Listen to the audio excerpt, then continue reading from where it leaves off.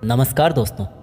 आजकल किसी के पास भी टाइम नहीं है। लोग अपने सपनों को बहुत जल्दी पाना चाहते हैं, बहुत जल्दी करोड़पति बनना चाहते हैं, शॉर्टकट से ही सब कुछ सीखना चाहते हैं। लेकिन एक बार अपने आप से पूछो कि अगर आपके सपने इतने बड़े हैं तो क्या आपके इन बड़े सपनों के लिए आपका ज्ञान भी बड़ा होना ज़रूरी नहीं है?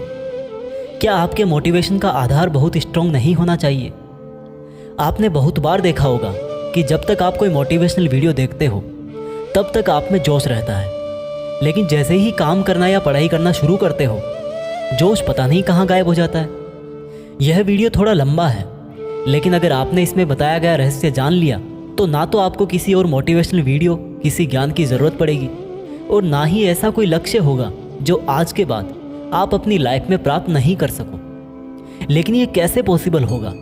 इसके लिए आपको शांति से बैठ के, आंखें बंद करके इस वीडियो की पूरी बातों को जब तक समझ में ना आ जाए तब तक बार बार सुनकर अपनी थॉट्स में बिठा लेना चाहिए। और अगर आप इस वीडियो को बीच में छोड़ के जाना चाहते हो तो कृपा करके आप इसको अभी स्किप कर दें, क्योंकि अधूरा ज्ञान बिना ज्ञान से भी ज़्यादा खतरनाक होता है। और खुद भगवान श्री कृष्ण ने गीता में कहा है कि कभी भी उस इंसान को सीक्रेट ज्ञान ज़बरदस्ती नहीं देना चाहिए जो उसको लेना नहीं चाहता। तो दोस्तों, एक सवाल का जवाब दीजिए। इस पृथ्वी के सबसे पहले और इस पृथ्वी के ही नहीं बल्कि पूरे ब्रह्मांड के पास्ट, प्रेजेंट और फ्यूचर के सबसे महान मोटिवेशनल स्पीकर का नाम क्या है? जी हाँ, बांसुरी बजाने वाले भगवान कृष्ण, जिन्होंने आज की तारीख से ना जाने कितने ही युगों पहले महाभारत के युद्ध के मैदान में एक ऐसा ज्ञान दिया था जो आज 21वीं सदी की दुनिया पर आज के लोगों की लाइफ स्टाइल पर भी एकदम सही बैठता है।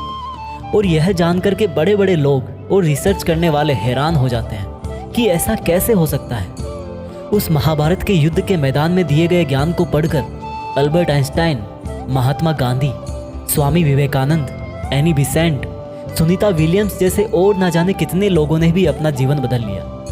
अगर आप यह सोचेंगे कि भागवत गीता में सिर्फ यह लिखा है कि भगवान की पूजा कैसे करते हैं तो आप गलत हैं, क्योंकि भागवत गीता सिर्फ एक किताब या धार्मिक ग्रंथ नहीं है, बल्कि इसमें वो नॉलेज है जो इस पृथ्वी पर जितने भी लोग जन्म लेकर आते हैं उनको यह सिखाता है कि इस दुनिया में सपने पूरे कैसे किए जाते हैं, पर्सनैलिटी कैसे बनाते हैं, पॉजिटिव एनर्जी कहाँ से लाते हैं, खुशी क्या होती है, कितनी भी बड़ी प्रॉब्लम का सॉल्यूशन कैसे ढूंढते हैं, डिसीजन कैसे लिया जाता है, किसी भी ब्रेकअप के सदमे से बाहर कैसे निकलते हैं, इमोशनली स्टेबल कैसे होते हैं, किसी भी बिजनेस को सक्सेसफुल कैसे बनाते हैं, मेहनत कैसे की जाती है, हम क्या हैं और कौन हैं, जिंदगी जीने का सही तरीका क्या है, मरने के बाद हमारे साथ क्या होता है, ये ब्रह्मांड कैसे बना, क्या भगवान है और अगर है तो कहाँ है, क्या आप भी पुनर्जन्म लेंगे, ये लाइफ रियल है या एक इल्यूजन या एक सपना।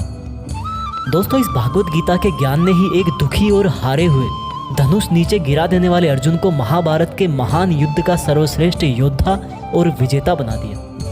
अगर आप भी अपनी ज़िंदगी में किसी मकसद को लेकर आगे बढ़ रहे हो तो मेरा यकीन मानो कि आप भी अपनी ज़िंदगी की समस्याओं के जंग के मैदान के अर्जुन हो। और इसलिए उस गीता ज्ञान को जानना आपकी चॉइस नहीं बल्कि आपका अधिकार है।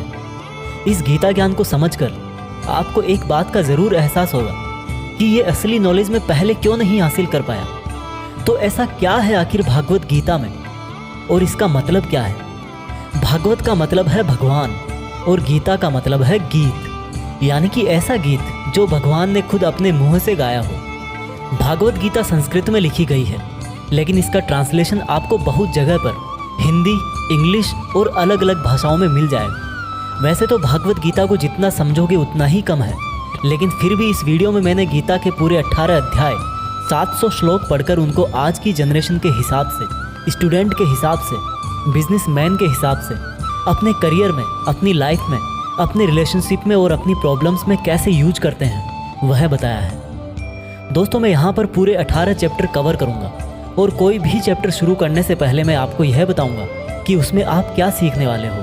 फिर उस चैप्टर को शॉर्ट में समझाऊँगा और उसके बाद उससे सीखने वाली चीज़ों को डिटेल में समझाऊँगा। अगर आपको यह जानना है कि आखिर भगवान को खुद ज्ञान देने की ज़रूरत क्यों पड़ी, ये पांडव और कौरव कौन थे और इस महाभारत के युद्ध की शुरुआत कैसे हुई, तो आप मुझे नीचे कमेंट्स में बता सकते हैं। मैं उसका भी वीडियो आपको अलग से दे दूंगा। तो चलो अब मैं आपको सीधा ले चलता हूँ कुरुक्षेत्र के युद्ध के मैदान में, जहाँ पर पांडव और कौरव युद्ध करने के लिए आमने सामने खड़े हैं। भागवत गीता अध्याय 1 सेना का निरीक्षण। दोस्तों, गीता के पहले अध्याय से आपको यह सीखने को मिलेगा कि ऐसी कौन सी सबसे पहली चीज़ है जो आपको लाइफ में आगे बढ़ने से रोकती है। भले ही आप में बहुत नॉलेज हो, आप में बहुत काबिलियत हो, लेकिन उस एक चीज़ की वजह से आप सही डिसीजन नहीं ले पाते और अपना काम नहीं कर पाते हैं। इसके साथ साथ सपने से हकीकत में इंसान कैसे बदल जाता है वह भी हम जानेंगे। कौरवों में दुर्योधन बहुत खुश हो रहा था। उसके पास बहुत बड़ी सेना थी। भीष्म पितामह थे, गुरु द्रोणाचार्य और गुरु कृपाचार्य जैसे बड़े बड़े योद्धा थे। पांडवों की सेना में अर्जुन, भीम सहित 5 पांडव, भगवान कृष्ण, अभिमन्यु, द्रौपदी के 5 पुत्र आदि थे।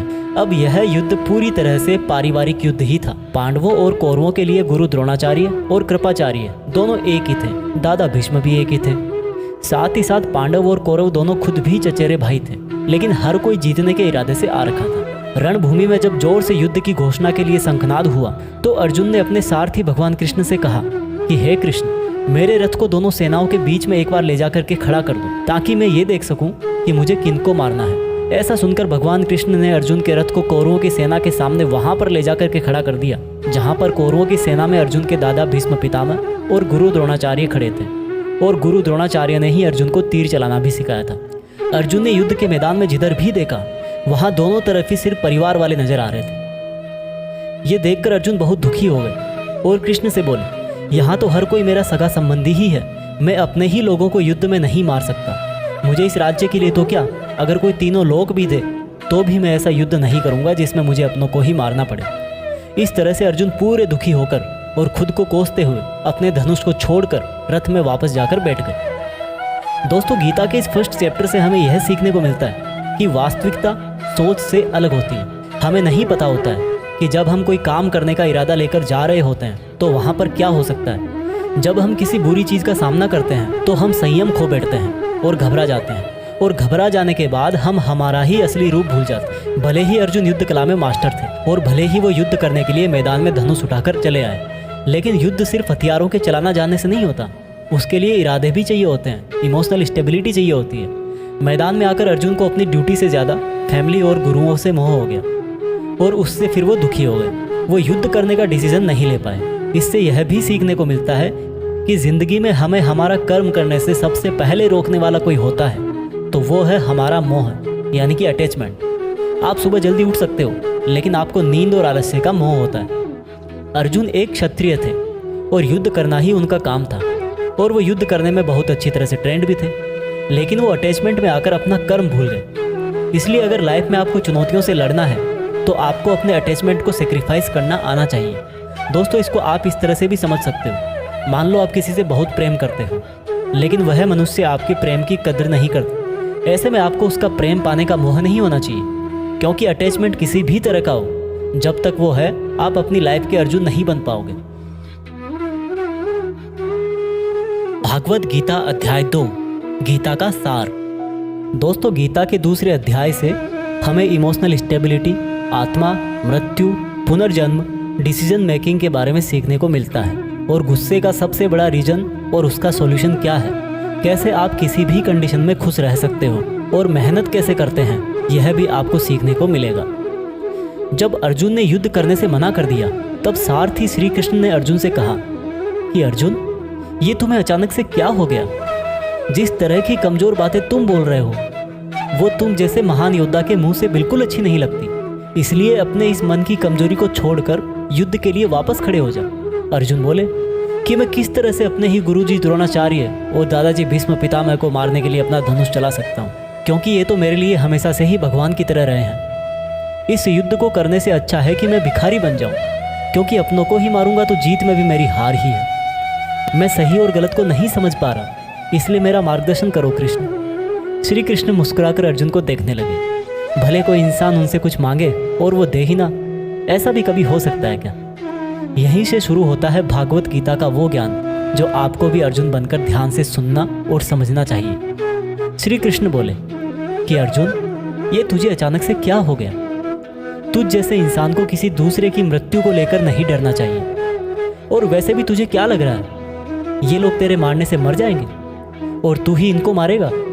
इन सब लोगों का और तुम्हारा भी पिछला जन्म भी था और अगला जन्म भी होगा। इसलिए जैसा तुम सोचकर दुखी हो रहे हो, वह ज्ञान तुम्हारा अधूरा है। और रही बात इनकी मृत्यु का तुझे पाप लगने की, तो ये समझ ले, इनको मारने वाला तू नहीं बल्कि मैं हूँ। तू तो इनकी मौत का सिर्फ एक कारण है। और ये लोग मरने के बाद भी मेरे ही पास आएंगे, क्योंकि ये लोग शरीर नहीं है बल्कि आत्मा है। और आत्मा को किसी भी तरह से नष्ट नहीं किया जा सकता। आत्मा तो अगले जन्म के लिए इस शरीर को उसी तरह से छोड़ देती है जिस प्रकार से तुम अपने पुराने कपड़े बदलकर नए पहनते हो।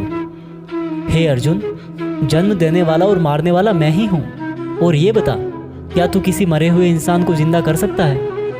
अगर तू मरे हुए को जीवन नहीं दे सकता तो जीवित को भी नहीं मार सकता, क्योंकि जीवन देने वाला भी मैं हूँ और मारने वाला भी मैं हूँ। और इनकी मौत मैंने तेरे ही हाथों लिखी है। और अर्जुन, अगर तुझे ऐसा लगता है कि आत्मा भी मरती है, तो ये जान ले कि आत्मा जैसे जन्म लेकर मरती है, वैसे ही मरने के बाद प्रकृति का चक्र पूरा करने के लिए उसको फिर से जन्म लेना पड़ेगा। इस प्रकार से भी आत्मा नष्ट नहीं हुई। और जब प्रकृति ऐसे ही चलती है तो भला तू इसका जिम्मेदार कैसे हुआ?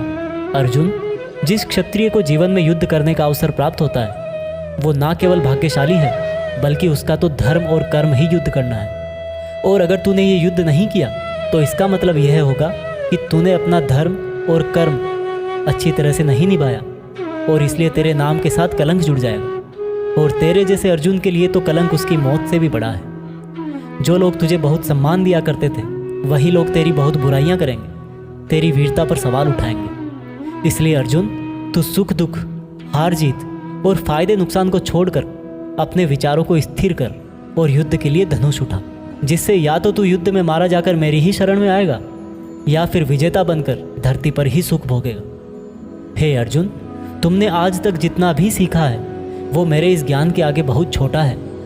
तुम काम करने के पहले ही उसके परिणाम के बारे में सोच लेते हो, जबकि तुम्हें यह जान लेना चाहिए कि फल देने वाला मैं हूँ और कर्म करने वाले हो तुम।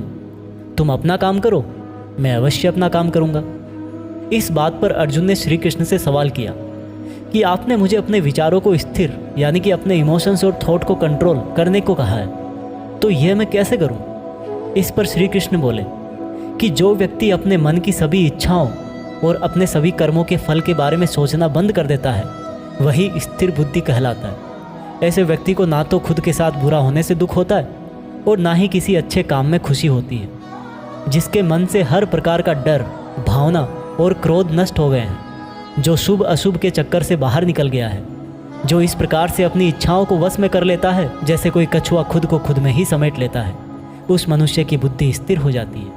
क्योंकि अपनी इच्छाओं के बारे में सोचते रहने से हमें वो इच्छाएं अच्छी लगने लगती है। इच्छाएं अच्छी लगने लगती है तो फिर उन इच्छाओं को पूरा करने का मन करता है। जब उन इच्छाओं को पूरा करने में कोई रुकावट आती है तो फिर हमें गुस्सा आता है, और गुस्सा आने से इंसान पागल हो जाता है और फिर वो अपना कर्म और धर्म भूलकर खुद ही अपनी स्थिति से नीचे गिर जाता है। परंतु अगर कोई अपनी इच्छाओं को वश में करके उनका गुलाम नहीं होता तो उसका अंतर्मन शुद्ध रहता है और उसके दुख का अंत हो जाता है। और जब उसके सब दुख ही समाप्त हो जाते हैं तो उसकी बुद्धि स्थिर हो जाती है। परंतु जिसकी इच्छाएं और कामनाएं उसके मन से नहीं जाती है, वो मनुष्य कभी शांति नहीं पाता। और जब शांति ही नहीं पाएगा तो वो खुश कैसे रहेगा भला? उसकी हालत तो उस नाव की तरह होती है जिसको उसकी इच्छाओं की हवा किसी भी दिशा में बहा करके ले जा सकती है। स्थिर बुद्धि वाला प्राणी तो उस समुद्र की तरह है जिसमें चाहे कितनी ही नदियां आके मिले फिर भी उसको कोई फर्क नहीं पड़ता। और इसी तरह का स्थिर बुद्धि वाला प्राणी मृत्यु के बाद मेरी ही शरण में आता है। दोस्तों, अब आते हैं इस चैप्टर के मीनिंग पर। आप में से बहुत सारे लोग होंगे जो अपने प्रियजनों को खो देते हैं, और आज तक आप लोगों में से जिसने भी अपने प्रियजन को मृत्यु के द्वारा इस संसार से नहीं खोया है, उसको भी यह जान लेना चाहिए कि उनकी ज़िंदगी में भी उनके किसी सबसे प्रिय, यहाँ तक कि खुद की भी मौत एक दिन ज़रूर होगी। लेकिन इससे उदास होने की कोई बात नहीं है, क्योंकि खुद भगवान ने ही कहा है कि हम अपने जन्म से पहले भी इस दुनिया में नहीं थे और मौत के बाद भी नहीं रहेंगे, लेकिन उस समय हम किसी न किसी रूप में इस ब्रह्मांड में ज़रूर रहेंगे। और इसलिए हमें मौत से नहीं डरना चाहिए, क्योंकि या तो हमारा पुनर्जन्म होगा या फिर हम परमात्मा में हमेशा के लिए मिल जाएंगे। और जब सब लोग आखिर में एक ही जगह मिल जाएंगे तो फिर क्या भावुक होना। और यही प्रकृति का नियम भी है। और हम कोई शरीर नहीं है जो हमें डरने की ज़रूरत है। हम आत्मा हैं और उसी का अंश हैं जिसको हम भगवान कहते हैं। और अगर हमें बनाने वाला भगवान है तो फिर हमें उससे ही मिलने का प्रयत्न करना चाहिए। ये दुनिया तो मात्र उस ईश्वर का एक मायाजाल है। अब दोस्तों, अर्जुन डिसीज़न नहीं ले पा रहे थे। जब भी हम कोई डिसीज़न लेते हैं तो एक तरफ हमारा अटैचमेंट होता है और दूसरी तरफ वो होता है जो हमें करना चाहिए। और इसी मोह के चक्कर में हम वो नहीं कर पाते जो हमारा रियल काम होता है और जो हमें लाइफ में सफलता के रास्ते पर आगे ले जाता है। उदाहरण के लिए, अगर आपको घर से दूर पढ़ाई करने के लिए या सपने पूरे करने के लिए घर से दूर जाना पड़ रहा है तो आपको अपने परिवार का मोह छोड़ना पड़ेगा। इसी तरह से आपको हर डिसीजन में यह देखना है कि आपकी लाइफ में मोह कौन कौन से हैं और आपके कर्तव्य के लिए ज़रूरी क्या है। इसके बाद बात करते हैं कि हमारी प्रॉब्लम्स का सबसे बड़ा कारण क्या है और उनका सबसे बड़ा सॉल्यूशन भी क्या है। दोस्तों, हमारे दुखों का सबसे बड़ा कारण है हमारा अपनी इच्छाओं के बारे में सोचना। जब हम अपनी इच्छाओं के बारे में सोचते हैं तो समय बीतने के बाद हम उनको पूरा करने की भी कोशिश करते हैं, और जब वो कोशिशें नाकाम हो जाती है तो हमारे अंदर गुस्सा पैदा हो जाता है। और गुस्सा ऐसी चीज़ है जिसको अगर किसी ने शरीर छोड़ने के पहले नहीं छोड़ा तो कभी आप अपने जीते जी खुश नहीं रह पाओगे। आप हमेशा अपने आप को समस्याओं से घिरा हुआ ही पाओगे, क्योंकि ये दुनिया तो सिर्फ आपका ही रिफ्लेक्शन है। अब आप यह भी बोलोगे कि अगर ज़िंदगी में कोई इच्छा ही नहीं रखेंगे तो सक्सेस कैसे हासिल होगी, नाम कैसे कमाएंगे। तो दोस्तों, इसके बारे में भगवान कृष्ण ने कहा है कि सबसे पहले आप अपने कर्म को पहचानिए, यानी कि आपके लिए ऐसा क्या करना ज़रूरी है जो आपको अपना लक्ष्य प्राप्त करवाए। और उसके बाद सफल होने की उम्मीद या असफल होने का डर मन में पैदा किए बिना अपने काम को ऐसे करें जैसे वो काम आप नहीं बल्कि खुद भगवान कर रहे हैं। और इस तरह से आपकी हिम्मत कभी नहीं टूटेगी, क्योंकि आपको यह लगेगा कि ये काम मैं नहीं बल्कि मेहनत भगवान कर रहे हैं। और इस तरह से आपकी हिम्मत कभी नहीं टूटेगी, क्योंकि आपको यह लगेगा ही नहीं कि आप मेहनत कर रहे हो। भागवत गीता अध्याय 3 कर्म योग। दोस्तों, अब गीता के 3rd चैप्टर में हम जानेंगे कि ऐसी कौन सी 2 चीज़ें हैं जो आपको इस दुनिया में कुछ भी हासिल करके दे सकती है। इसमें यह भी जानेंगे कि हम क्या हैं और हमारे अपने मन को अपने काबू में करके अपनी सभी गंदी आदतें कैसे छोड़ें और अपनी मनचाही मंजिल कैसे प्राप्त करें। अर्जुन बोले, हे कृष्ण, आपकी बातें सुन के ऐसा लग रहा है कि जैसे ज्ञान कर्म से ज़्यादा सही है, लेकिन आप तो मुझे सन्यासी बनने की जगह युद्ध करने के लिए बोल रहे हो। तो आप ये बताइए कि मैं ज्ञान का रास्ता अपनाकर सन्यासी बनूं या कर्म का रास्ता अपनाकर युद्ध लड़ूं। सुनकर कृष्ण बोले, इस संसार में मैंने खुद ने ही 2 तरह के योग बनाए हैं। योग मतलब ऐसा रास्ता जिससे हम अपना जीवन सफल बनाते हैं। उनमें से एक है ज्ञान योग और दूसरा है कर्म योग। और अर्जुन, तुम एक मनुष्य हो, तुम चाह करके भी अपने शरीर के कर्मों को पूरी तरह से नहीं छोड़ सकते। उदाहरण के लिए, तुम्हें हर पल सांस तो लेना ही पड़ेगा, अगर पेट है तो खाना तो पड़ेगा ही। और अगर तुम इन सब को किसी भी शक्ति से रोकना भी चाहोगे तो क्या निश्चित है कि तुम अपनी इच्छाओं के बारे में नहीं सोचोगे। कहने का मतलब है, तुमसे जाने अनजाने में कर्म तो हो ही जाएगा, क्योंकि तुम मनुष्य हो और तुम तो वैसे क्षत्रिय हो तो तुम अपने धर्म से भी बंधे हो। इसलिए तुम्हारे लिए संन्यास के रास्ते की जगह कर्म का रास्ता ज़्यादा सही है। मतलब ज्ञान योग या सांख्य योग की जगह कर्म योग ज़्यादा सही है। इसलिए तुम यह सोचकर कि यह काम तुम नहीं कर रहे हो बल्कि प्रकृति का गुलाम होकर तुम्हारा शरीर कर रहा है, फल की इच्छा किए बिना अपना कर्म योग करो। क्योंकि अगर तुम अपने आप को खुद के कर्म का कर्ता यानी करने वाला नहीं मानोगे तो मैं तुम्हारा कर्ता बनूंगा। और जब मैं तुम्हारा कर्ता बनूंगा तो तुम्हें बिना मांगे ही वो सब सुविधाएं, सुख और राज्य दे दूंगा जिसकी तुम्हें ज़रूरत होगी। बिना मेहनत किए ही सुख सुविधाओं और राज्य का भोग किया तो तुम एक चोर कहलाओगे और तुम कभी परमात्मा यानी कि मुझसे नहीं मिल पाओगे। जिस तरह से महान लोग खाने के लिए नहीं बल्कि जीने के लिए खाते हैं, उसी तरह से तुम भी परिणाम के लिए नहीं बल्कि कल्याण के लिए युद्ध करो। हे अर्जुन, तुम मनुष्यों में सबसे बड़े हो, इसलिए जैसा तुम करोगे ठीक वैसा ही तुम्हारी संतान या आने वाली दुनिया करेगी। अर्जुन, अब तुम मुझको ही देख ले, मैं तो भगवान हूँ, मुझे भला किसी काम को करने की ज़रूरत क्या है। पर मैं इसलिए अपना कर्म करता हूँ क्योंकि मनुष्य की आत्मा मेरा ही छोटा सा अंश है, और जैसा मैं करूँगा वैसा ही फिर मनुष्य करेगा। और इस तरह से तो पूरी सृष्टि ही नष्ट हो जाएगी। कोई अगर तुम्हारा साथ भी ना दे या तुम्हारी आलोचना भी करे तो तुम उनको बिना कुछ कहे सिर्फ अपना कर्म करते जाओ, और ऐसा करने पर वह मनुष्य भी कुछ समय बाद तुम्हारे जैसा ही करने लग जाएगा। जो व्यक्ति यह सोचता है कि वह कर्म खुद करता है, उससे बड़ा मूर्ख और दुखी इस दुनिया में और कोई नहीं है। और ज्ञानी लोगों के द्वारा ऐसे मूर्खों को कभी नहीं छेड़ा जाना चाहिए। इसलिए अर्जुन, तू भी अपने आप को इस कर्म के बंधन में ना बांधकर बिना किसी आशा के, दया के और पछतावे के अपना युद्ध कर। अर्जुन, खुद का धर्म और कर्म दूसरों के धर्म और कर्म से ज़्यादा अच्छा समझा जाना चाहिए। भले ही हमारे खुद के धर्म में और कर्म के पालन करने में कोई कमी रह जाए। अर्जुन ने फिर सवाल किया कि अगर मनुष्य उसी परमात्मा का अंश है तो उससे गलतियां क्यों हो जाती है और वो बुरे काम क्यों करता है। भगवान श्री कृष्ण बोले कि मनुष्य शरीर भोग विलास करना चाहता है क्योंकि उसकी प्रकृति वैसी ही है। इसलिए अगर उसकी इच्छा पूरी नहीं होती तो उसको क्रोध आता है। और जिस तरह धुएं की वजह से आग दिखाई नहीं देती, उसी तरह से काम और क्रोध की वजह से मनुष्यों को अपना धर्म, कर्म और परमात्मा दिखाई नहीं देते। और इसी वजह से क्रोध और कामनाओं में आकर मनुष्य अपनी इंद्रियों और मन पर नियंत्रण खो देता है और ना चाहते हुए भी बुरे काम और गलतियां कर बैठता है। अर्जुन, तू हमेशा याद रखना, इस शरीर से ज़्यादा शक्तिशाली है इसकी इंद्रियां, इंद्रियों से ज़्यादा शक्तिशाली है मन, मन से शक्तिशाली है बुद्धि और बुद्धि से ज़्यादा शक्तिशाली हो तुम, यानी कि तुम आत्मा। इसलिए अर्जुन, तू अपनी आत्मा से अपनी बुद्धि को वश में कर। बुद्धि मन को वश में करेगी, मन इंद्रियों को वश में करेगा और इंद्रियां शरीर को, यानी कि तुम्हारे बुरे कर्मों को। दोस्तों, अब श्री कृष्ण की कही गई बातों को हम आज की लाइफ के हिसाब से समझते हैं। देखो, इस दुनिया में रिजल्ट दो ही चीज़ों से आते हैं, ज्ञान और कर्म, मीन्स नॉलेज और एक्शन। लेकिन दोनों अलग अलग हैं। आज की दुनिया में हम दोनों चीज़ों को आपस में रिलेट करके देखेंगे। हमारे लिए नॉलेज भी उतना ही ज़रूरी है जितना एक्शन।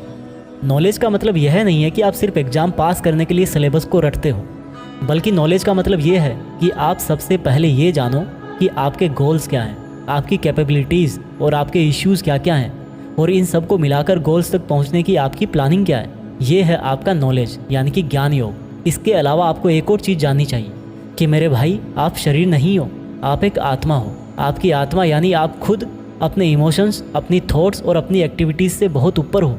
और अगर आप ऐसा सोचोगे तो मैं दावे के साथ कह सकता हूँ, आप 99% नहीं बल्कि 100% अपनी प्रॉब्लम से ऊपर उठ जाओगे। इसके बाद इस चैप्टर में दूसरा रास्ता बताया गया है, कर्म योग, यानी कि आपके शरीर के एक्शंस। एक्शंस के लिए भगवान ने ये बोला है कि हमें कभी यह नहीं सोचना चाहिए कि काम हम कर रहे हैं, और जब हम ये सोचेंगे कि काम नहीं कर रहे तब इसके दो फायदे होंगे। एक तो ये कि आप अपनी मेहनत के रिजल्ट को लेकर टेंशन में नहीं रहो, और दूसरा ये कि आप इमोशनली स्टेबल होकर अपनी बेस्ट मेहनत कर पाओ।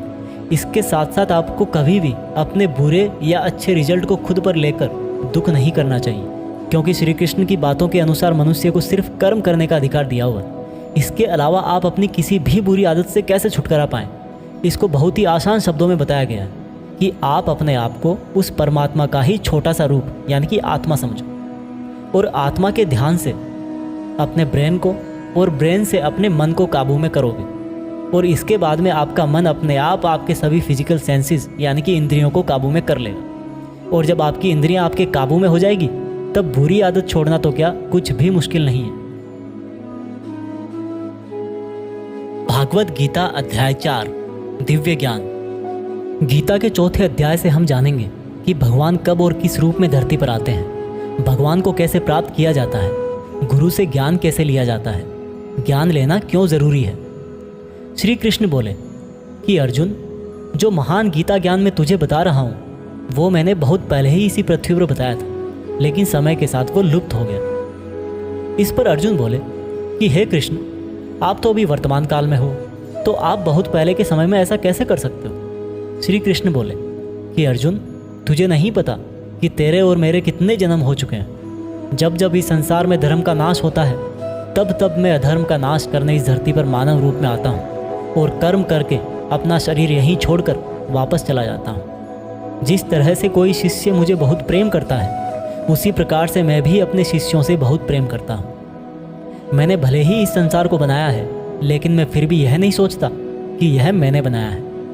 इसलिए मनुष्य को भी कर्म करते समय यह नहीं सोचना चाहिए कि मैं कर रहा हूँ। जो मनुष्य किसी भी कर्म के फल और सुख दुख से परे होकर कर्म करता है वही सबसे अच्छा है। जिसको अपने शरीर पर कोई घमंड नहीं होता, उसको वश में रखता है, वही मनुष्यों में सबसे ऊंचा है। और अर्जुन, जो मनुष्य इस धरती में खुश नहीं रह पाता वो परलोक में भी खुश नहीं होता। इसलिए किसी भी मनुष्य को अपने गुरु को पहचान कर, अपनी इंद्रियों को जीत कर, अपना लालच छोड़कर उनकी सेवा करके उनसे वह ज्ञान सीखना चाहिए जिससे बड़े बड़े पापी भी मेरी शरण में आ जाते हैं। जिस तरह से आग सूखी लकड़ियों को जला देती है, उसी तरह से गुरु से सीखा हुआ ज्ञान भी हर अज्ञान को मिटा देता है।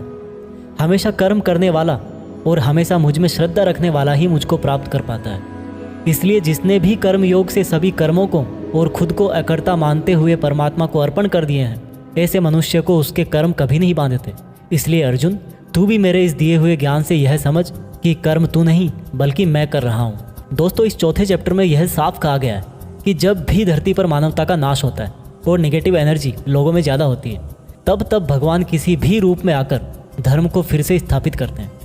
इसमें यह भी बताया गया है कि अगर किसी से आपको कुछ सीखना है तो सबसे पहले आपके मन में उसके प्रति रेस्पेक्ट होनी चाहिए, कोई लालच नहीं होना चाहिए और बुरी भावना भी नहीं होनी चाहिए। और ये नॉलेज लेना और सीखना हमारे लिए ज़रूरी क्यों है? क्योंकि हम चाहे किसी भी फील्ड में हो, ऑब्वियस सी बात है कि हमें उस फील्ड के गुरुओं से ज्ञान तो लेना ही पड़ेगा। और ज्ञान ऐसा तरीका है जो इस लाइफ में आपके टारगेट से और उस लाइफ में आपके परमात्मा से मिला सकता है। भागवत गीता अध्याय 5 कर्म संन्यास योग। भागवत गीता के 5वें चैप्टर में हम जानेंगे कि अपने गोल्स को कैसे प्राप्त किया जाता है और किस तरह से हमारा शरीर हमको आलस में बांधने की कोशिश करता है। अर्जुन बोले, हे श्री कृष्ण, मैं अभी भी यह नहीं समझ पा रहा हूँ कि मेरे लिए कर्म ज़्यादा अच्छा है या कर्मों से संन्यास। श्री कृष्ण बोले, देखो अर्जुन, भले ही संन्यास और कर्म दो अलग अलग रास्ते हों, लेकिन दोनों की मंजिल एक ही है और वो है भगवान।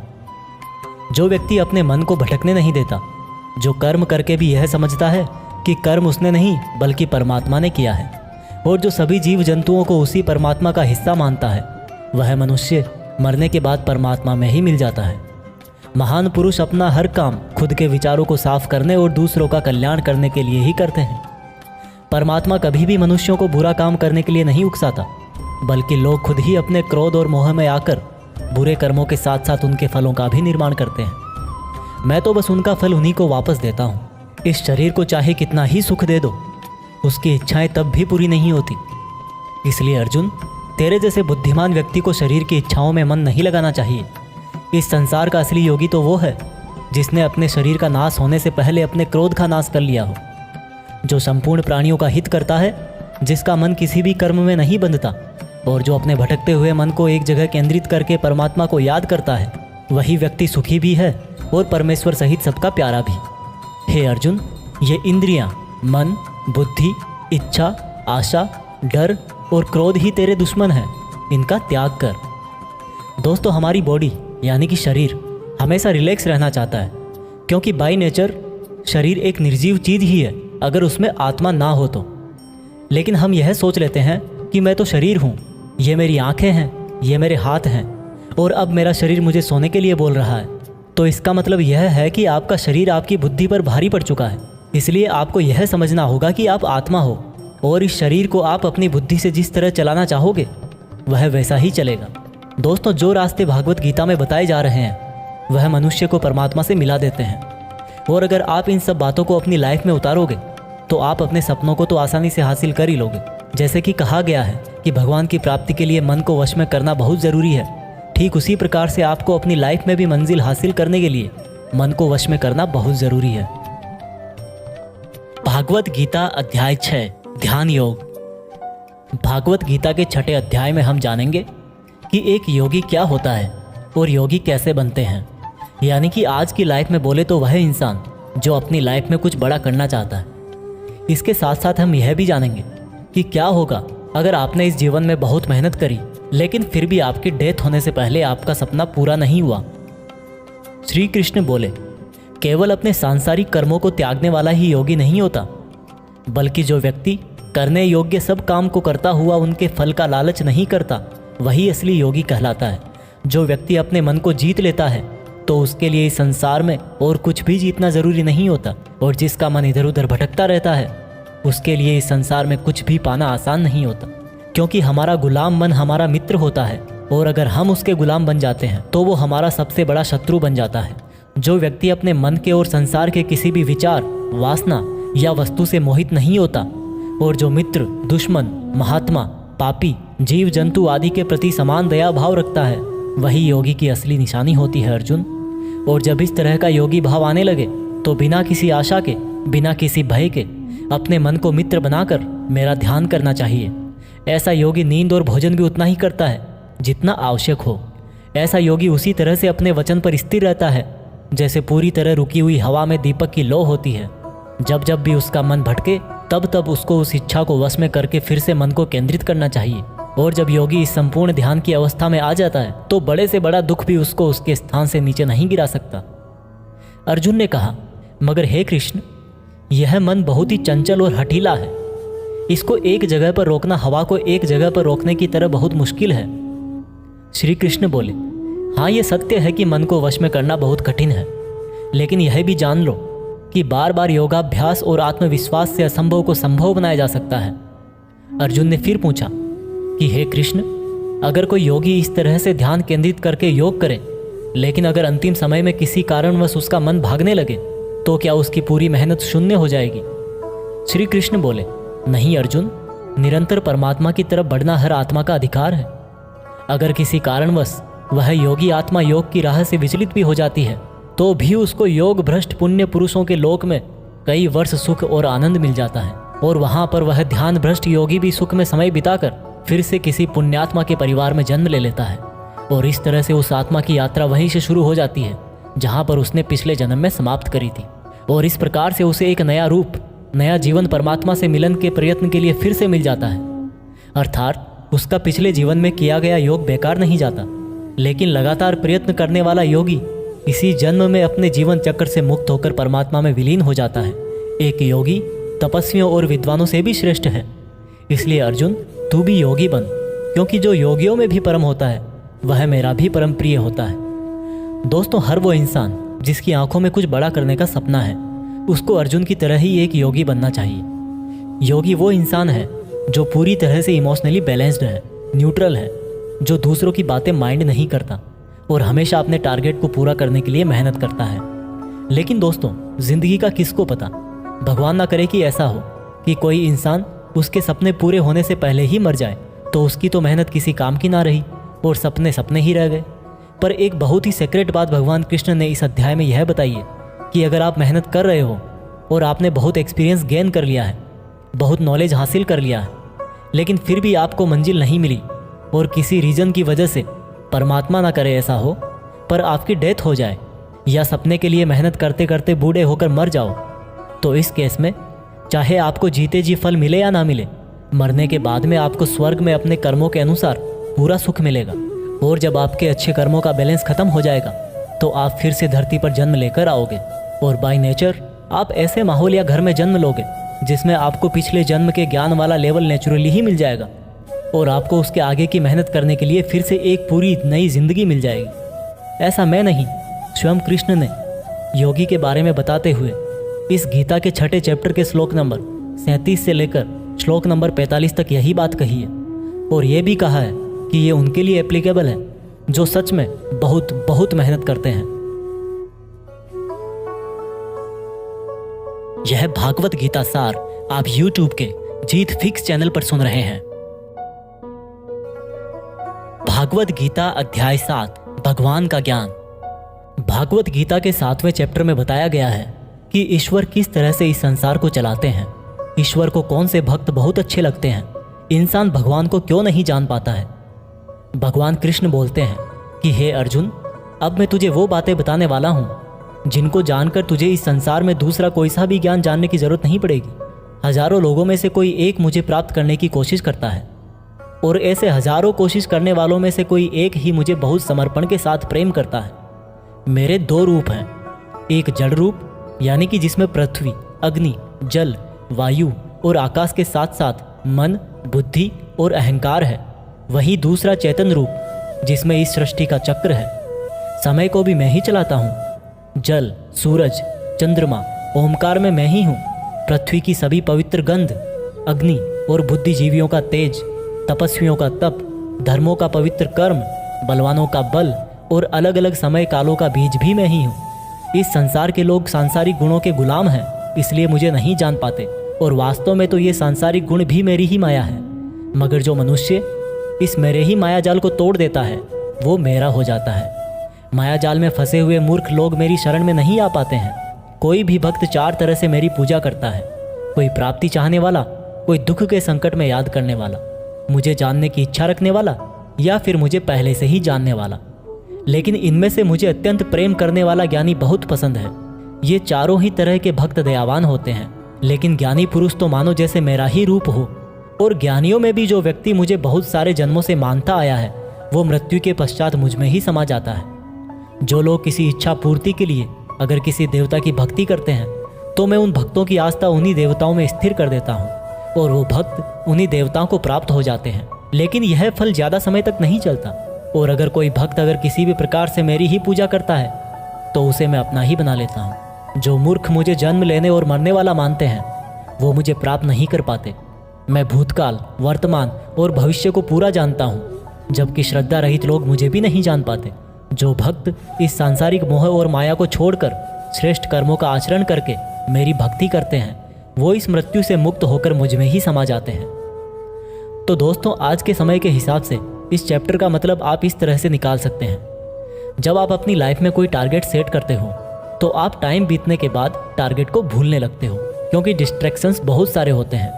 जैसा श्री कृष्ण ने बताया कि मायाजाल में फंसा हुआ व्यक्ति भगवान को भूल जाता है, ठीक वैसे ही कई बार बहुत मेहनत करने वाला व्यक्ति भी राह से भटक जाता है और सोचने लगता है कि ये टारगेट वारगेट सब बेकार है, लाइफ के मजे लो, कल को पता नहीं रहूं या ना रहूं। और इस तरह के लोगों को गीता में मूर्ख कहा गया है, जो इतना भी नहीं जानते कि ये डिस्ट्रैक्शन तो खुद मेहनत करने वालों को आजमाते हैं कि ये इंसान उसमें उलझ के रह जाएगा या इसको पार कर जाएगा। और इस तरह से लगातार बिना भटके जो हार्डवर्क करता है, उसी को सक्सेस मिलती है।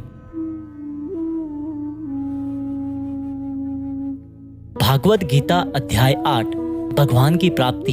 भागवत गीता के 8वें चैप्टर में आप जानेंगे कि भगवान क्या है और उनको कैसे प्राप्त किया जा सकता है, देवता कौन है, ये संसार कैसे चलता है और क्यों हमें आज से ही हार्ड वर्क में लगना चाहिए।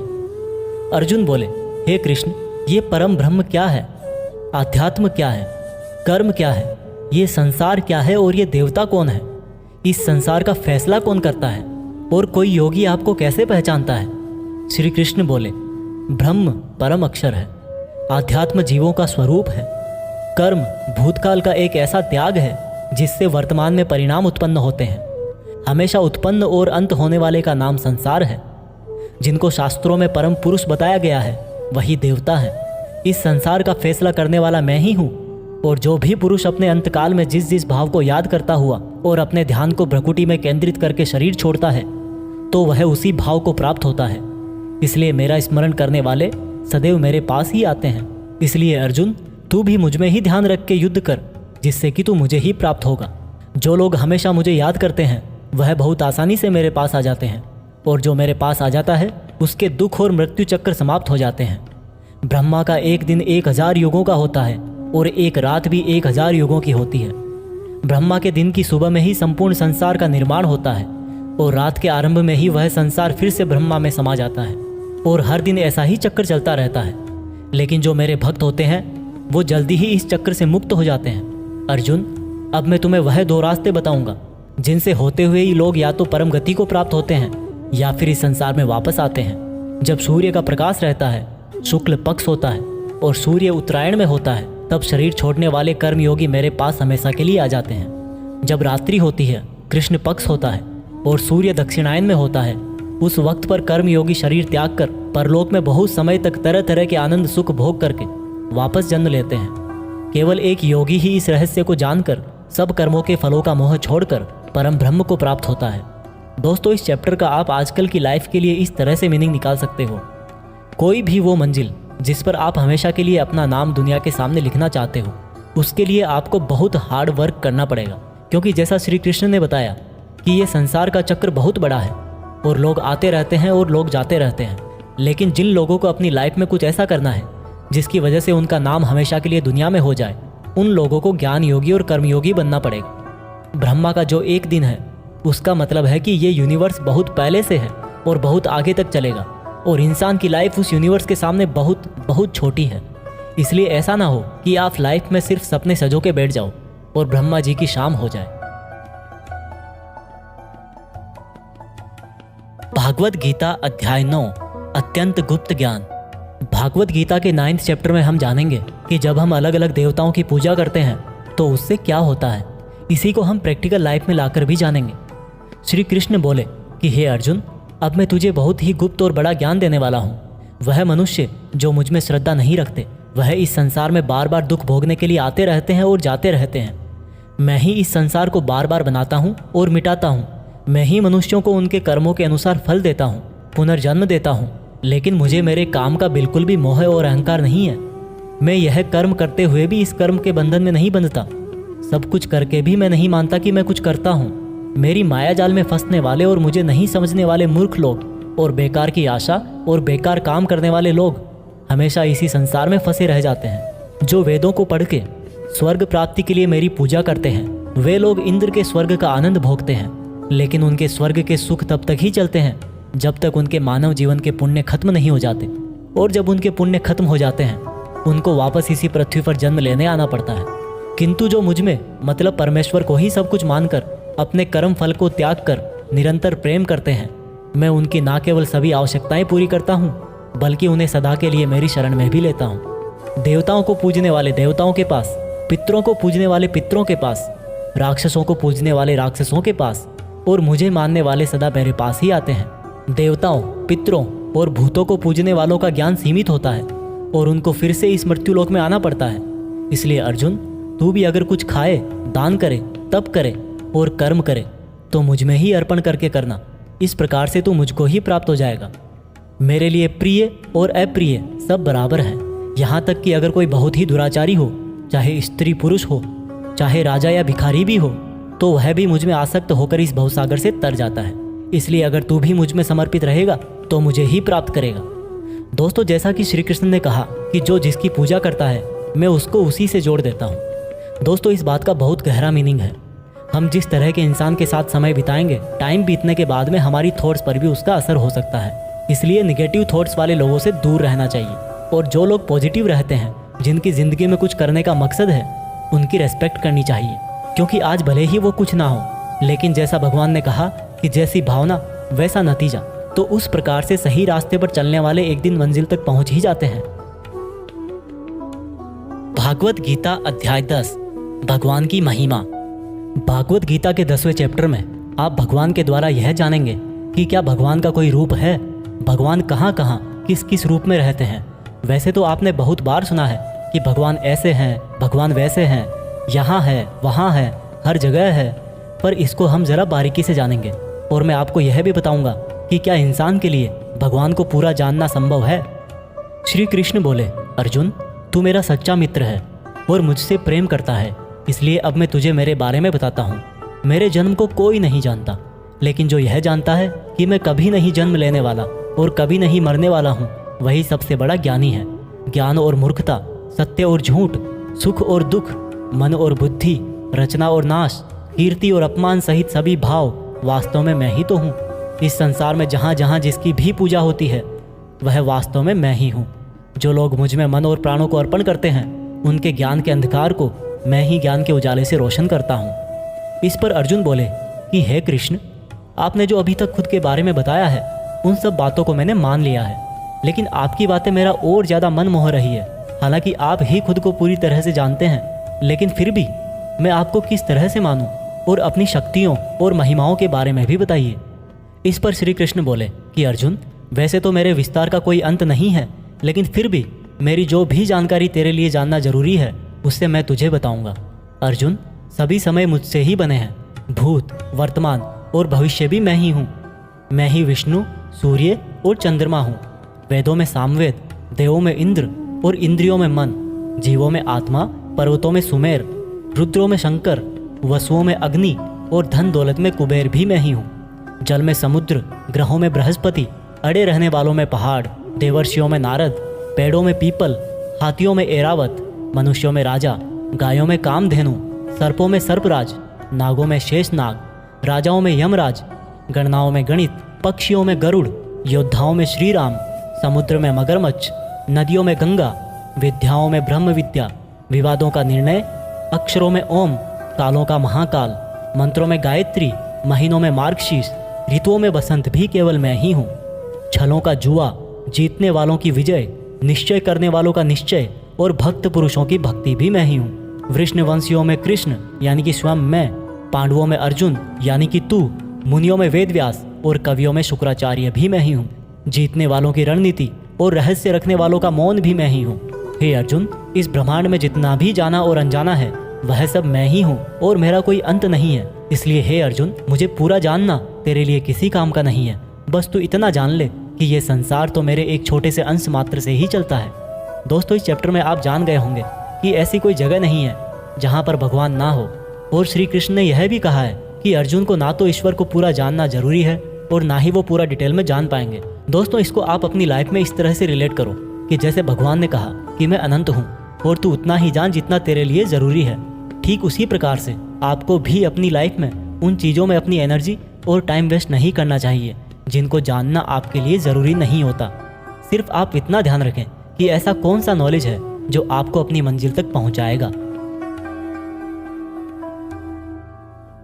भागवत गीता अध्याय 11, भगवान का अनंत रूप। भागवत गीता के 11वें चैप्टर में भगवान के विराट रूप के बारे में जानेंगे। अर्जुन बोले, हे कृष्ण, आपके दिए हुए ज्ञान से मेरे संदेह दूर हो गए हैं, लेकिन अगर संभव हो तो मैं आपका महान रूप देखना चाहता हूँ। इस पर श्री कृष्ण ने कहा, अवश्य अर्जुन, परंतु तू इन मानव की आंखों से यह सब नहीं देख पाएगा, इसलिए मैं तुझे यह सब देखने के लिए दिव्य आंखें देता हूँ। इसके बाद जो अर्जुन ने देखा वह वास्तव में कल्पना से परे था। भगवान का ना तो कोई आरंभ था, ना कोई मध्य था और ना कोई अंत था। परम ब्रह्म से इतना प्रकाश निकल रहा था जितना हजारों सूरज से भी नहीं निकल सकता। अर्जुन ने बहुत तरह के संसारों को श्री कृष्ण में समाहित देखा। अर्जुन ने हाथ जोड़ते हुए श्री कृष्ण से कहा, हे परम ब्रह्म, मैं आपके शरीर में सभी देवों को, सब मनुष्यों को देख रहा हूँ, लेकिन आपके शरीर का ना तो कोई आरंभ दिख रहा है, ना कोई मध्य है और ना ही कहीं अंत। आप में हर तरह के अस्त्र शस्त्र हैं, हर तरह के प्रकाश और सूर्य हैं। स्वर्ग और धरती के बीच का पूरा आकाश मानो आपसे ही भर गया है। कई देवता के समूह आप में प्रवेश कर रहे हैं, कई आपकी वंदना कर रहे हैं, तो कई लोग भयभीत होकर हाथ जोड़े खड़े हैं। आपके अनंत हाथ पैर, पेट, आँखों, मुँह वाले रूप को देखकर समस्त सृष्टि सहित मैं बहुत व्याकुल हो रहा हूँ। मैं पांडवों कौरवों की संपूर्ण सेना के महान योद्धाओं को अंत होकर आप में जाता हुआ देख पा रहा हूँ। आपके अनेक तरह के उग्र रूप इस संपूर्ण ब्रह्मांड को बहुत ऊर्जा दे रहे हैं। हे कृष्ण, इतने रूपों में आप कौन से हो? मैं आपको पहचान नहीं पा रहा हूँ। इस पर कृष्ण बोले, मैं हर जगह हूँ और मैं ही समय हूँ। इन सेनाओं के योद्धाओं को नष्ट करने के लिए प्रकट हुआ हूँ। इन सब योद्धाओं की मौत मैं पहले ही लिख चुका हूँ। तू तो सिर्फ इनकी मौत का कारण है, मारने वाला तो स्वयं मैं ही हूँ। इस पर अर्जुन भयभीत लेकिन गदगद होकर बोले, हे भगवान, आपका यह रूप देखकर अब मुझे पता लगा कि क्यों योगी, महर्षि, देवता जैसी आत्माएं आपका पूजन करती है। आप तो सत्य और असत्य से भी परे हैं। आपके इस रूप का वर्णन करने के लिए मेरे पास कोई शब्द नहीं है। आप ही इस जगत के पालनकर्ता और विनाशक हो। आपको कोटि कोटि नमस्कार, आपको कोटि कोटि नमस्कार, नमस्कार। आपके लिए हर दिशा से नमस्कार, क्योंकि आपका कोई आदि नहीं है, मध्य नहीं है और अंत भी नहीं है। हे प्रभु, मैंने जाने अनजाने में आपको भाई, कृष्ण, मित्र कहा है और कई बार लोगों के सामने आपका मजाक भी उड़ाया है। मुझे आपके इस सत्य का पता नहीं था, इसलिए अगर संभव हो तो मुझे क्षमा कीजिए। मैं आपकी वंदना करता हूँ। पिता जैसे पुत्र को और सखा जैसे सखा को क्षमा कर देता है, वैसे ही आप भी मुझे क्षमा करें। आपके इस रूप को देखकर मैं खुश भी हो रहा हूँ और भयभीत भी हूँ। इसलिए अब कृपा करके आप अपना प्रसिद्ध चतुर्भुज विष्णु रूप दिखाइए। मैं आपको मुकुट, चक्र और गदा के साथ देखना चाहता हूँ। इस पर श्री कृष्ण बोले कि अर्जुन, मैंने तेरे आग्रह पे वह रूप दिखाया है जिसको आज तक कोई मनुष्य नहीं देख पाया है और ना ही देख पाएगा। मेरे इस रूप और अनंत आकार को देखकर तू व्याकुल भी ना हो और पागल भी ना हो, और अब तेरी इच्छा अनुसार तू मेरा चतुर्भुजी रूप भी देख। इस प्रकार से श्री भगवान ने अपना चतुर्भुजी रूप दिखाकर अर्जुन का साहस बनाया और अनंत रूप से उत्पन्न हुई व्याकुलता भी दूर करी। इस पर अर्जुन बोले कि हे कृष्ण, अब मैं आपके इस रूप को देखकर फिर से शांत हो गया हूँ। कृष्ण बोले, अर्जुन, जो चतुर्भुजी रूप तुमने अभी देखा है वो बड़ा ही दुर्लभ है और इसको देखने के लिए देवता भी तरसते हैं। यह चतुर्भुजी रूप किसी भी यज्ञ, दान, तप और वेद से देखा जा सकता है, परंतु अर्जुन, जो तेरी तरह मेरा परम भक्त है, कर्तव्य परायण है, वासना और बैर रहित है, वह अंत में मुझे ही प्राप्त होता है। इसलिए मैंने यह रूप तुझे दिखाया है। दोस्तों, गीता के इस अध्याय से आप आज के टाइम में यह सीख सकते हो कि अगर हम अपनी मेहनत के रास्ते पर सही हैं तो कई बार हमें अपनी सफलता को पाकर विश्वास नहीं होता।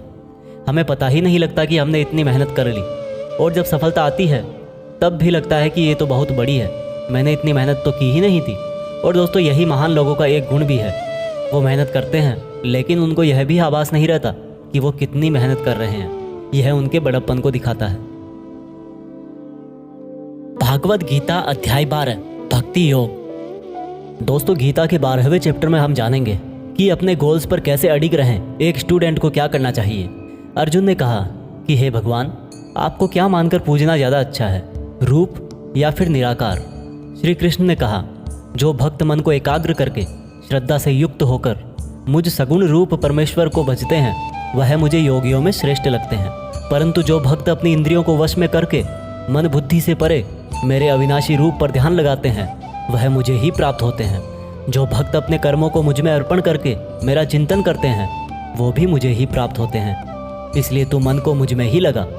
और अगर तेरे लिए मन को वश में करना संभव नहीं है, तो तू योग द्वारा मुझको प्राप्त करने का प्रयत्न कर।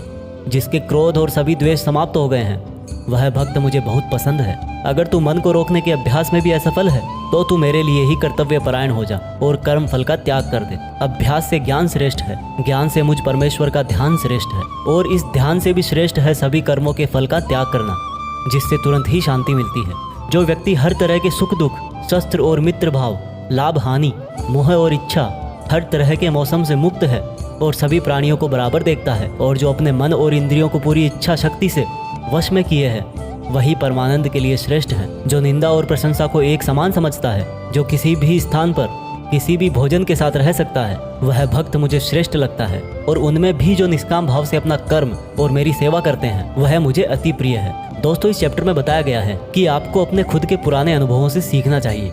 एक स्टूडेंट को या एक उस इंसान को जो अपनी लाइफ में कुछ बड़ा करना चाहता है, उसको कम खाना चाहिए और हर तरह के इमोशन में सिर्फ यह सोचना चाहिए कि खुद का सपना कैसे पूरा करूं।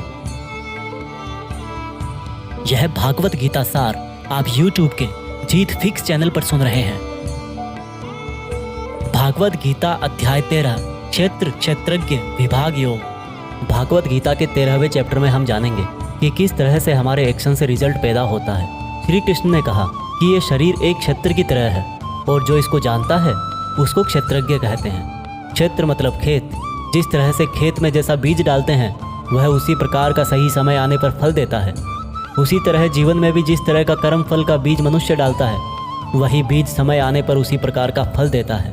इसीलिए इस शरीर को क्षेत्र कहा गया है। यह क्षेत्र और क्षेत्रज्ञ का ज्ञान बहुत विद्वानों द्वारा बहुत तरीके से कहा जाता है, और इस ज्ञान में 5 महाभूत यानी कि पृथ्वी, अग्नि, जल, वायु, आकाश को मिलाकर मन, बुद्धि, अहंकार और सभी इंद्रियां भी शामिल है। इसके साथ साथ इसमें सुख दुख, चेतना, शरीर, धैर्य और विकार भी सम्मिलित है। अब परम ब्रह्म को प्राप्त कराने वाला ज्ञान क्या है, यह मैं तुझे बताऊंगा।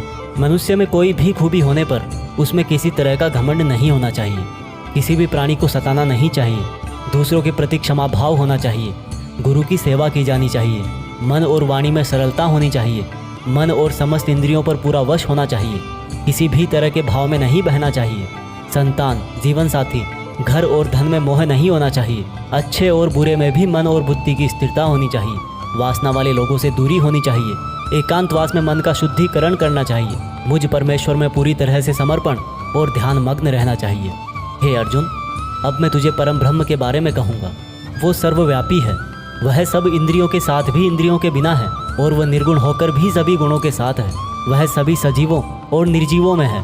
वह दूर भी है और पास में भी, लेकिन फिर भी जानने में नहीं आता। वह ब्रह्मा की तरह जीवन उत्पन्न करता है, विष्णु की तरह पालन करता है, और शंकर की तरह विनाश भी करता है। वह अलग अलग कालों में होते हुए भी एक जैसा लगता है, और एक ही काल में भी अलग अलग तरह का होता है। वह माया का भी महामाया है, परम ब्रह्मों से भी परम है, और सब प्राणियों के साथ उनके हृदय में निवास करता है।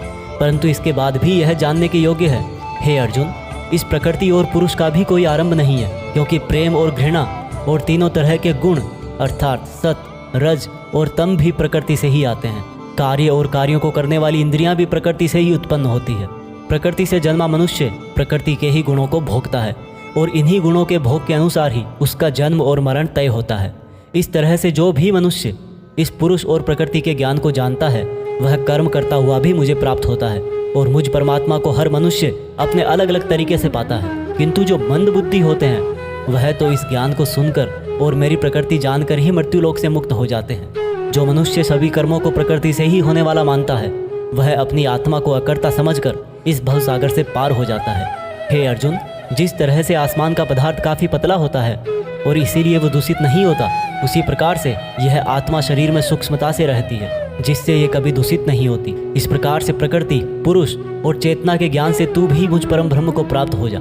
दोस्तों, इस चैप्टर में यह बहुत ही बारीकी से बताया गया है किस तरह से हमारे ही कामों से हमें तकलीफ या खुशी मिलती है। मान लीजिए हमारा शरीर खेत की तरह है और हम हैं इसके किसान।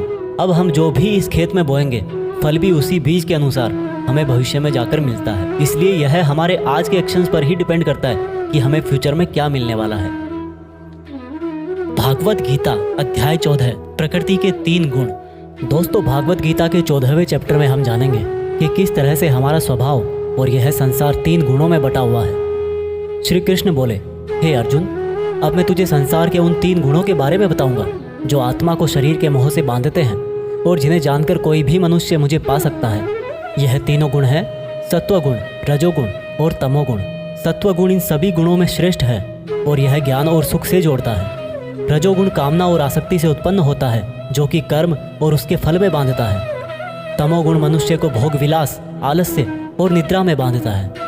हे अर्जुन, सत्वगुण सुख देता है, रजोगुण कर्म करवाता है और तमोगुण मनुष्य को उसके स्थान से भी बहुत नीचे गिरा देता है। इन्हीं भी 2 गुणों को वश में करने से तीसरे गुण की प्राप्ति होती है। जिस पल मन में शांति और ज्ञान बढ़ा हुआ लगे, उस समय यह मानना चाहिए कि सत्वगुण बढ़ रहा है। जिस पल मन में लालच और स्वार्थ का आभास हो, उस समय रजोगुण बढ़ता है। जिस समय मन में अंधकार, विषयों में आसक्ति, आलस्य और निद्रा हो, उस समय मनुष्य में तमोगुण होता है।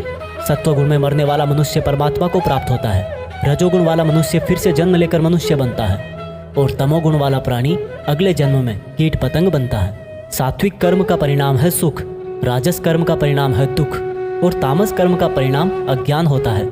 जो व्यक्ति इस बात को जानता है कि यह 3 गुण ही उससे सब काम करवाते हैं, तब वह अपने कर्तापन से और इस संसार से मुक्त हो जाता है और इस तरह से सोने, पत्थर और मिट्टी को एक जैसा समझने वाला मनुष्य परम ब्रह्म अर्थात मुझे प्राप्त हो जाता है।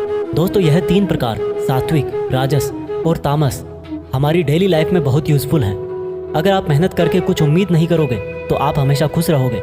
अगर आप किसी अच्छे रिजल्ट की कामना करके मेहनत कर रहे हो तो कोई गारंटी नहीं कि खुशी होगी या दुख होगा। अगर आपने किसी का नुकसान करने के लिए कर्म किया है तो यह निश्चित है कि किसी न किसी समय आपको ही दुख मिलेगा। भागवत गीता अध्याय 15, पुरुषोत्तम योग। दोस्तों, गीता के 15वें चैप्टर में बताया गया है कि किस प्रकार से यह दुनिया एक इल्यूजन है और कैसे हम इसमें उलझकर रह जाते हैं। श्री कृष्ण बोले कि यह संसार बरगद के एक उल्टे पेड़ की तरह है, जिसकी जड़ें ऊपर है और डालियां, पत्ते नीचे की तरफ। पत्तियां वेदों को दिखाती हैं और डालियों के अंत में फल कार्य फल के जैसा है। इस पेड़ की जितनी भी शाखाएं हैं वो 3 तरह के गुण यानी कि सत्व, रज और तम से ही बनी है। इसकी जड़ों में स्वयं परमात्मा विराजमान है। इस पेड़ की शाखाओं के अंत में नई कोंपले मनुष्य की इच्छाओं को दिखाती है।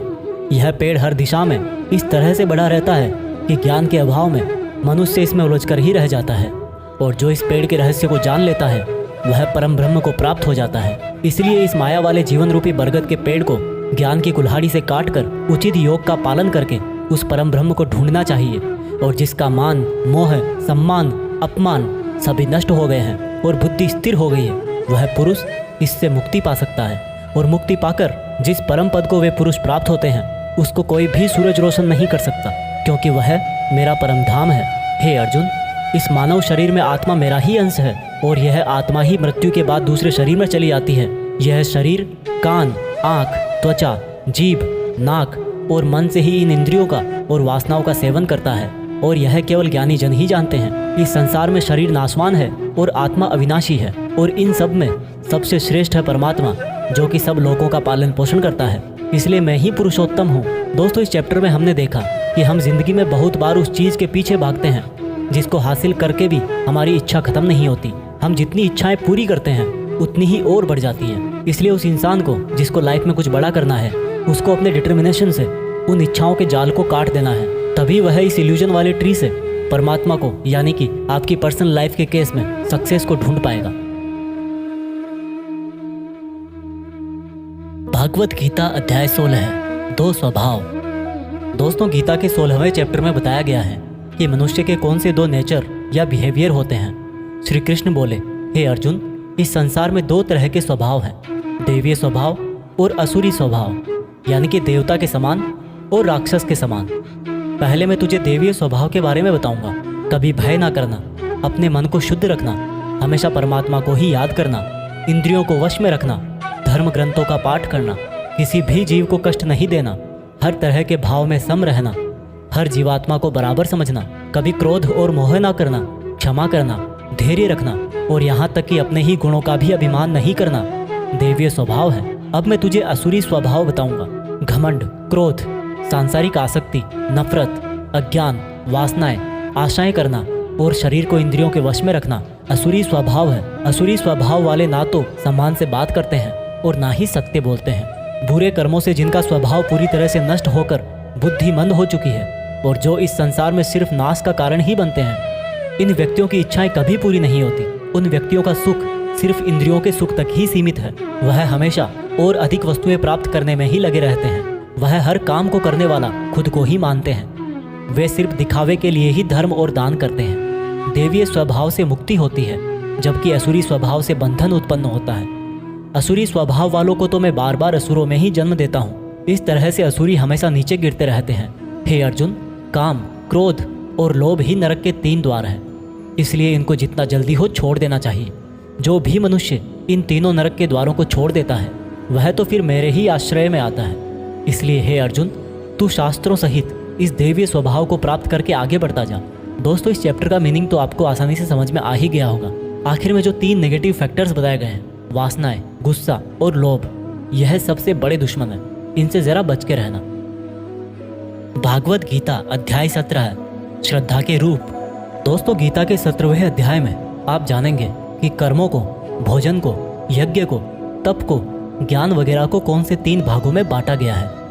अर्जुन बोले, हे कृष्ण, जो मनुष्य शास्त्रों को छोड़कर देवों की पूजा करते हैं वो क्या है, सात्विक, राजस या तामस?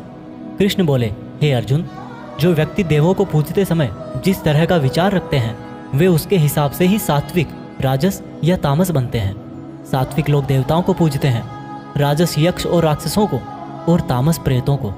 जो मनुष्य शास्त्रों से दूर रह के भी मन से कठिन निर्णय लेता है और कर्म करता है और कर्म को ही तप मान करके करता है, वह भी इस संसार से मुक्त है।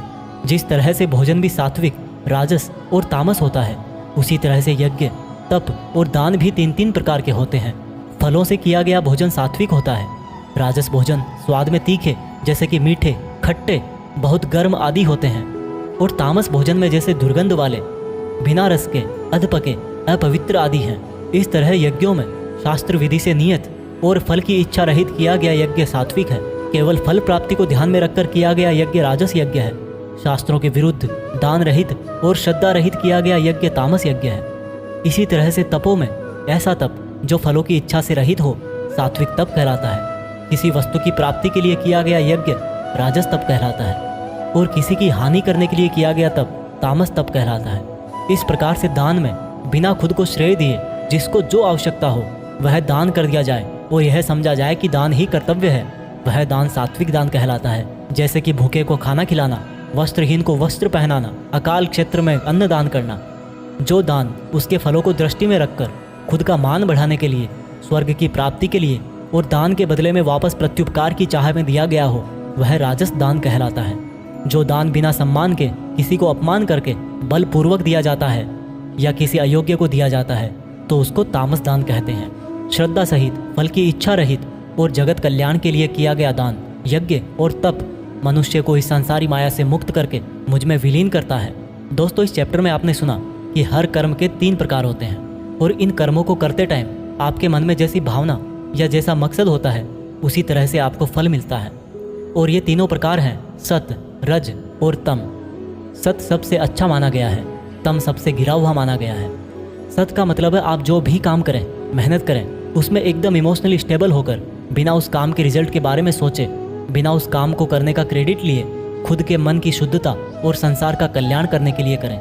लेकिन आज के टाइम में हम अपने गोल्स के लिए काम करते हैं जिनमें हमें मेहनत के लास्ट में रिजल्ट चाहिए होता है। भगवान कृष्ण ने कहा है कि हमारे दुखों का और काम बिगड़ने का यही मेन रीज़न है कि हम उसके रिजल्ट के बारे में सोच सोच कर परेशान रहते हैं। इसलिए दोस्तों, आप भी सत्य के इस रास्ते पर रहने की कोशिश करें।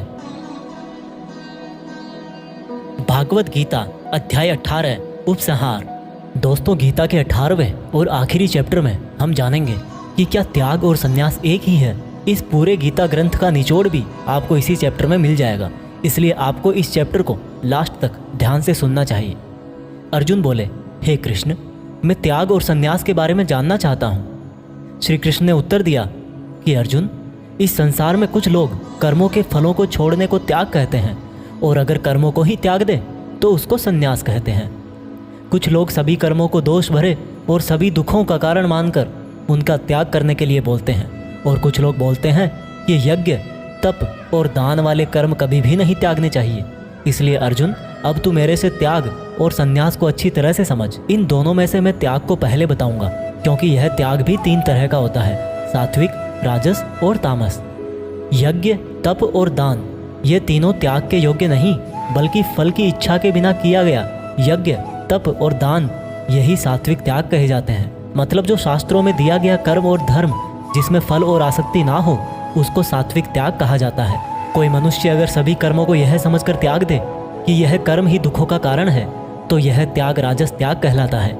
किसी अन्य मोह के कारण अगर किसी कर्म का त्याग कर दिया जाए तो त्याग को तामस त्याग कहते हैं। जो व्यक्ति किसी भी काम से ना तो प्रेम करता है और ना ही नफरत करता है, ऐसा बुद्धिमान व्यक्ति ही सच्चा त्यागी है। मनुष्य शरीर कितना भी प्रयास कर ले, लेकिन वो फिर भी पूरी तरह से कर्म को नहीं छोड़ सकता, जैसे कि सांस लेना।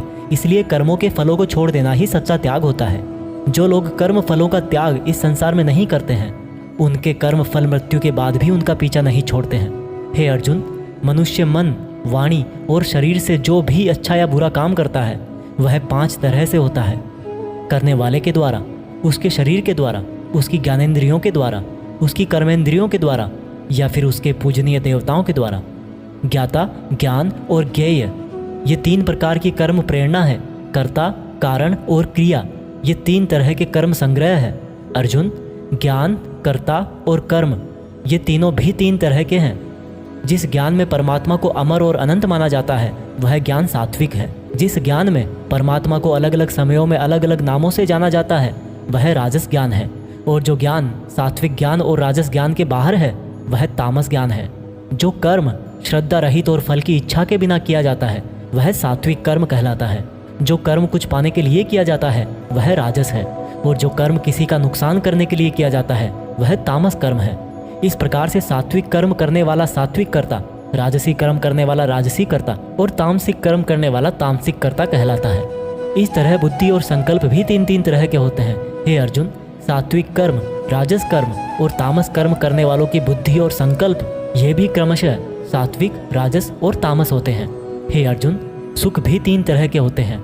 बिना किसी कर्म फल के परम ब्रह्म में ध्यान लगाकर मिलने वाला सुख सात्विक सुख होता है। बल, बुद्धि, शक्ति, राज्य इत्यादि की प्राप्ति राजस सुख है। नींद, आलस्य और वासना इत्यादि तामस सुख है। इस पूरे ब्रह्मांड में इन तीनों प्रकार के अलावा और कुछ भी नहीं है। हे अर्जुन, ब्राह्मण, क्षत्रिय, वैश्य और शूद्र, इन चारों के कर्म इनके गुणों के आधार पर बांटे गए हैं। अपनी मन और इंद्रियों को वश में रखना, सभी प्राणियों का भला करना, धर्म का पालन करना, बिना कर्ता भाव के कर्म करना, परमात्मा में ध्यान लगाना, ये सब गुण जिसमें होते हैं उसको ब्राह्मण कहना चाहिए। बल, बुद्धि, दान, वीरता, शासन, ये सब क्षत्रिय के कर्म हैं। खेती, व्यापार इत्यादि वैश्य का काम है तथा इन सब वर्णों की सेवा करना शूद्र का कर्म है। हे अर्जुन, दूसरों के धर्म और कर्म से तो अच्छा है भले ही कम गुणों वाला हो, लेकिन अपना ही कर्म और धर्म निभाएं, और ऐसा करना ही मोक्ष के द्वार खोलता है। मानव कर्मों में कुछ ना कुछ कमियां तो रहती ही है, फिर भी उसको खुद का कर्म नहीं छोड़ना चाहिए। जिस तरीके से कोई व्यक्ति भगवान को पा सकता है, वह अब मैं तुझसे सारांश में कहूँगा।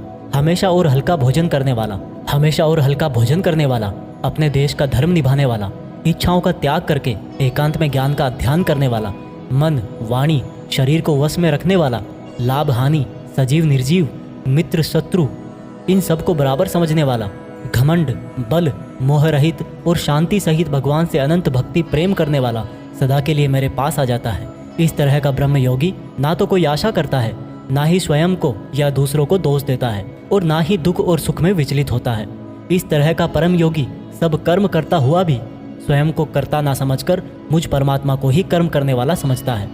हे अर्जुन, इस तरह से तू भी इन बातों को समझकर अगर अपना धर्म और कर्म निभाएगा तो तू भी मुझ में परम पद पाएगा। और अगर तू इस तरह बोलकर कि मैं युद्ध नहीं करूँगा, मेरे ज्ञान को नहीं मानेगा, तो अपने धर्म, कर्म और परमार्थ से भटक जाएगा और नष्ट हो जाएगा। हे अर्जुन, तेरे अंदर भी मैं ही हूँ, इसलिए तू सब मोह छोड़कर और इस माया से बाहर निकलकर अपना कर्म और धर्म युद्ध कर। इसी से तू मुझ भगवान के धाम में ऊंचा स्थान प्राप्त करेगा। अर्जुन, मैंने पूरे रहस्यमयी और गोपनीय ज्ञान तुझे अच्छी तरह से बता दिए हैं, फिर भी तू अब जो समझ कर करना चाहे वैसा करना। लेकिन अर्जुन, तू मुझे बहुत ही प्रिय है, इसलिए मेरा ही भक्त बन और मुझे ही सदा प्रणाम कर। मैं प्रतिज्ञा करता हूँ कि ऐसा करने से तू मेरे ही पास आएगा। फिर भी यदि तुझे ऐसा लग रहा है कि तू पाप करने जा रहा है, तो जब तू मेरी ही शरण में आ जाएगा तो मैं तेरे पूरे पापों को माफ़ कर दूंगा। इसलिए तू दुखी मत हो। और अर्जुन, तू इस दिव्य ज्ञान को उस व्यक्ति से मत कहना जो इसको सुनना नहीं चाहता, या भक्ति और कर्म नहीं करना चाहता, या परमात्मा में दोष निकालता हो। परंतु तू जिस भी मेरे भक्त को मेरा प्रिय समझकर यह ज्ञान कहेगा, वह भक्त इस संसार में मेरा सबसे प्रिय भक्त होगा। इस गीता ज्ञान को समझना ही वास्तविक ज्ञान यज्ञ है, और इस ज्ञान यज्ञ से भी कोई भक्त मुझे प्राप्त कर सकता है। हे अर्जुन, अब मुझे यह बता, क्या तेरा अज्ञान मिट गया है? अर्जुन उठकर बोले, हे परम ब्रह्म श्री कृष्ण, मैंने आपका संपूर्ण ज्ञान अपनी बुद्धि में बिठा लिया है और अब मैं स्थिर हूँ, और जैसा आपने मार्गदर्शन किया है मैं ठीक उसी प्रकार से अपने कर्तव्य और धर्म का पालन करूँगा। दोस्तों, चाहे कितनी भी मुश्किलें आए, जो इंसान खुद भगवान कृष्ण की इन बताई गई बातों को फॉलो करता है, उनको अपने जीवन में उतारता है, उसकी न केवल पूरी प्रॉब्लम सॉल्व हो जाती है, बल्कि उसे जीने का, अपने सपनों को हासिल करने का तरीका भी पता लग जाता है। कुछ लोग ये भी बोलते हैं कि गीता ज्ञान सिर्फ हिंदू धर्मों का ग्रंथ है, जबकि भगवान ने खुद कहा है कि व्यक्ति जाति और धर्म से नहीं, गुणों से ब्राह्मण होता है, और इस भागवत गीता पर सभी मनुष्यों का बराबर हक है। आज की ये दुनिया कर्म भूमि है। कर्म और मेहनत का सिद्धांत सबके लिए एक होता है। इसलिए आप सब लोग इस गीता ज्ञान को बार बार सुने, हर एज के पुरुष और महिलाओं को सुनाएं, ताकि आप अपनी कर्म स्थल के अर्जुन बनकर अपने जीवन का लक्ष्य हासिल कर सको। जय श्री कृष्णा, जय हिंद, वंदे मातरम।